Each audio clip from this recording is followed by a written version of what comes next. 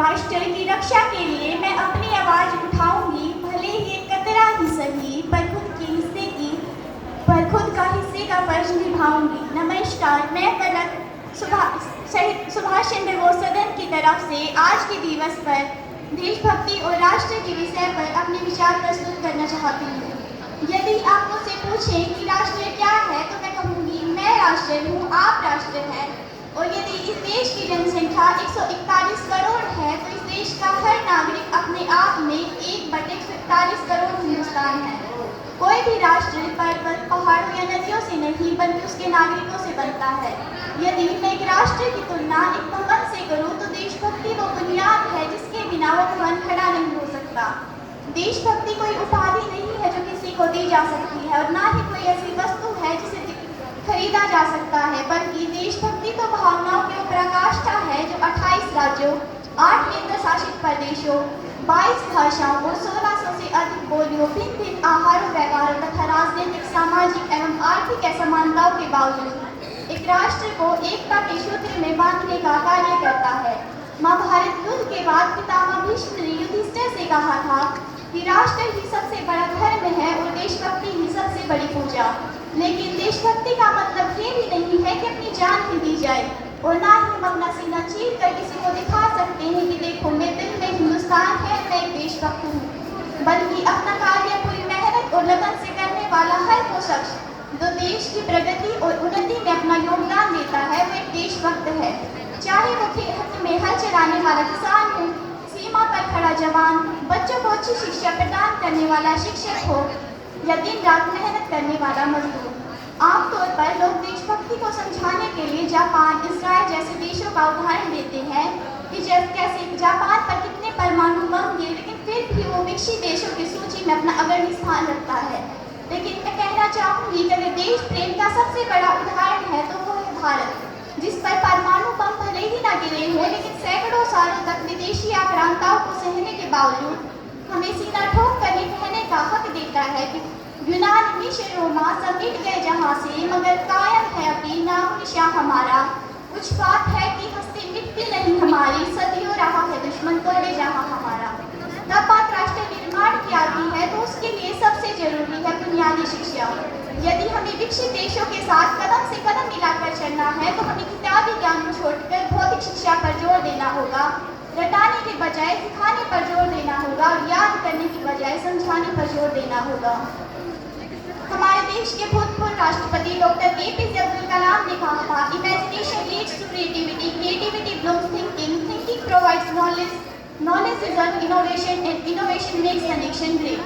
Unless India stands up to the world, no one will respect us. In this world, fear has no respect, only strength respects strength. हमारा देश कृषि प्रधान, शौर्य प्रधान देश है, जहाँ एक तरफ हमारी आधे से ज़्यादा आबादी कृषि पर निर्भर करती है, तो वहीं दूसरी तरफ हमारे देश की सेना संसार की दूसरी सबसे बड़ी सेना है। लेकिन बड़े दुर्भाग्य के साथ ये कहना पड़ रहा है कि ना तो आज हमारे देश का किसान सुरक्षित है और ना ही सीमा पर खड़ा जवान। जहाँ एक तरफ हमें जवानों की शहादत की खबर मिलती है, तो वहीं दूसरी तरफ पता चलता है कि किसी किसान ने कर्ज से तंग आकर आत्महत्या कर ली। यदि हमें दृढ़ राष्ट्र का निर्माण करना है, तो हमें सबसे पहले अपने देश का किसान मजबूत करना होगा। पानी उनकी आंखों में नहीं, उनके खेतों तक लाना होगा। उन्हें कर्ज मुक्त नहीं, आत्मनिर्भर बनाना होगा।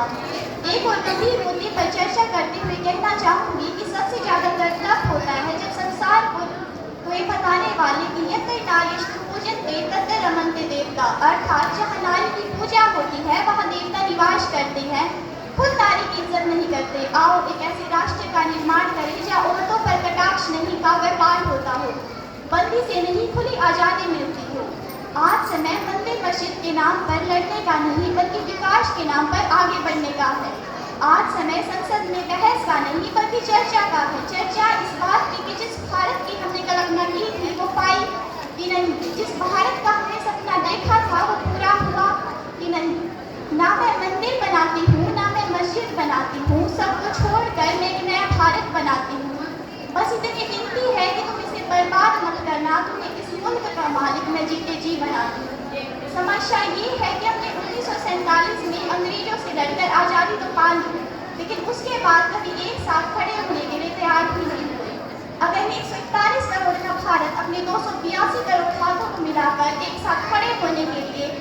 साथ लड़ने के लिए, यहाँ तक एक साथ मरने के लिए भी तैयार हो, तो वो दिन दूर नहीं तब हम कह सकेंगे कि एक हाथ में कमल और एक हाथ में ब्रह्म विज्ञान लेकर उठ रहा है जग में हिंदुस्तान।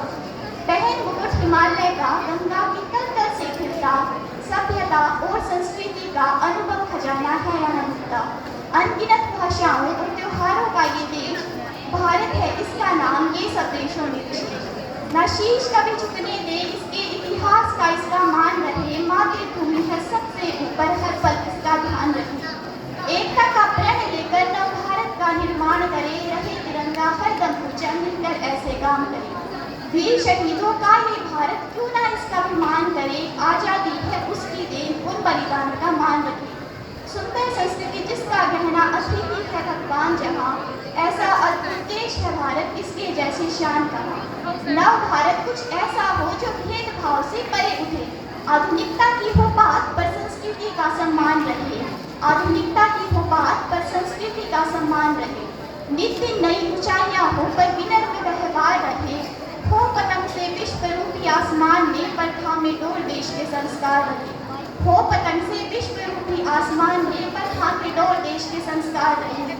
हर जाति संप्रदाय में शांति और सद्भाव रहे, छोड़ बैर की बातें, हर धर्म का सम्मान करे। हर नागरिक शिक्षित हो, हर व्यक्ति को सम्मान मिले, हर नागरिक शिक्षित हो, हर व्यक्ति को सम्मान मिले। भावी पीढ़ी गर्व करे, ऐसा भारत निर्माण करे, भावी पीढ़ी गर्व करे, ऐसा भारत निर्माण करे। जय हिंद, जय भारत।